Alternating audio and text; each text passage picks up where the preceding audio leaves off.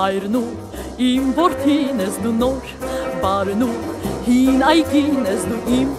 դարն ու իմ հին ուրարտու Բարև սիրելի հայրենակիցներ, իմ անունը Լիլիթ է, ես կփորձեմ իմ ամենօրյա տեսահոլովակներում շատ կարճ պատմել հայաստանցիների և երևանցիների կյանքը, ցույց տալ այդ օրվա քաղաքի տրամադրությունը։ Հիմա Շարլ Ազնավուրի անվան հրապարակում եմ, տեսնում եք Երևան Grand Hotel-ի շենքը, որը կառուցվել է նախորդ դարի 20-ական թվականներին, կոչվել է հյուրանոց Երևան, հիմա կոչվում է Grand Hotel Երևան։ Կարող եք տեսնել ճարտարապետի ձեռագիրը, զգալ այդ ժամանակների շունչը։ Երևանում կառուցվել են բազմաթիվ նոր հյուրանոցներ, դրանցից մեկը խնդրեմ Hotel Ibis-ն է։ Կարծես թե սերունդները կարող են նայել և համեմատել նախորդ ժամանակները հիմիկվա ժամանակների հետ։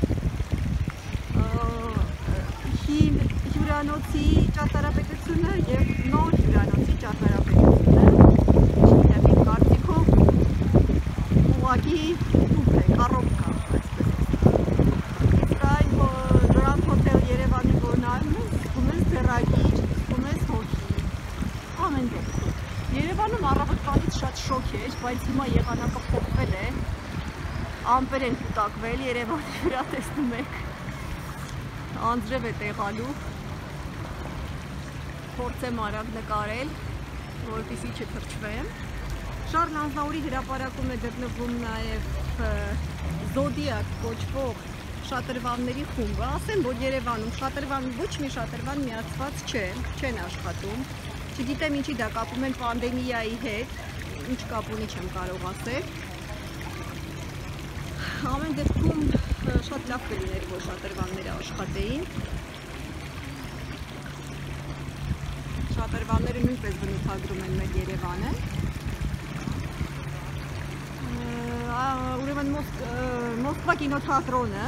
գտնվում է Շարլ Ազնավուրի հրապարակում, կառուցվել է 1937 թվականին։ Նախքան դա այստեղ եղել է հայկական 5-րդ դարի Պողոս Պետրոս եկեղեցին, որը սովետական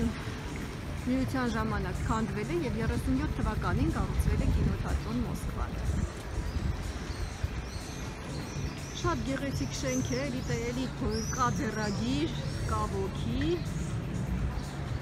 գեղեցիկ է ամեն դեպքում։ Ինչ-որ երկաթից պատրաստված աղցան է, սարդ է կոչվում, մարդիկ սիրում են նկարվել այստեղ։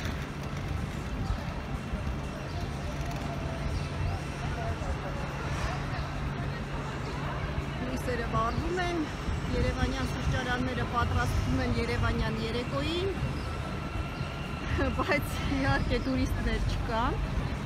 մարդիկ շատ ավելի քիչ են, քան օրինակ անցած տարի այս ժամանակ կարող էին լինել, շատ ավելի քիչ են, իհարկե դիմացը տեսնում ենք Ստանիսլավսկու ռուսական դրամատիկական թատրոնի շենքը, ամեն դեպքում սիրում եմ Երևանը, հին շենքերը պահպանեին շատ ավելի լավ կլիներ, չգիտեմ ես հնի սիրահար եմ, ձեռագիր ես տեսնում, ոգի ես տեսնում, լավ քայլենք ինչև է, նայենք մարդկանց,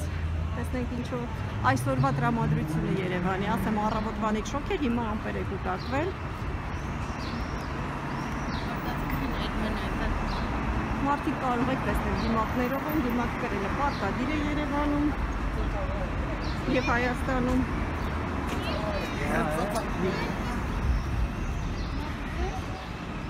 Անհամեմատ քիչ են մարդիկ փողոցում, չկան տուրիստներ բացարձակ։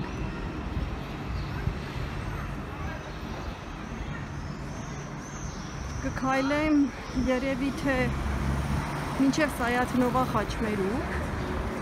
չեմ ուզում շատ երկար տեսահոլովակներ անեմ, ուզում եմ լինեն կարճ, ուղղակի փոխանցեն այդ օրվա տրամադրությունը Հայաստանի։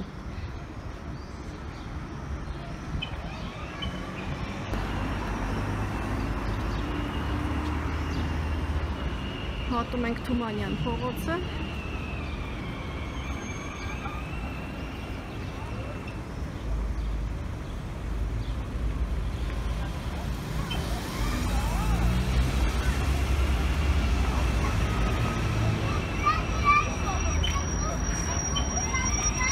Եվ Աբովյան փողոցով բարձրանում ենք։ Աբովյան փողոցը եղել է Երևանի ամենահիմնական, ամենահին փողոցներից մեկը։ Հնում կոչվել է Աստաֆյան։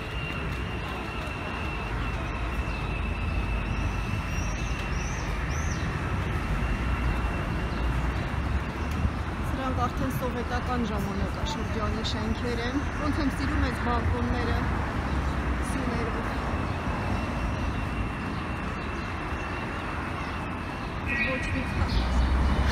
Որն է Երևանի այսօրվա տրամադրությունը։ Խաղաղ, հանգիստ, մարդիկ քայլում են։ Տուրիստներ չկան։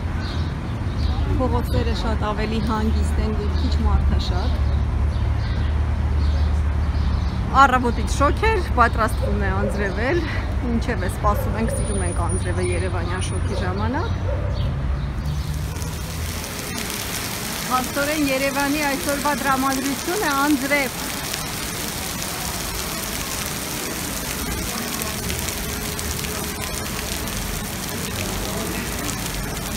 Հագնվել է ժողովուրդը դալանի տակ, գիտեք Երևանի հայտնի դալանները։ Երևանի դալանները հայտնի իրենց տարբեր նկարները, գիտեք սիրում են դալաններով տարբեր նկարներ։ Մարդիկ հագնվել են, պատրաստվել են անձրևից։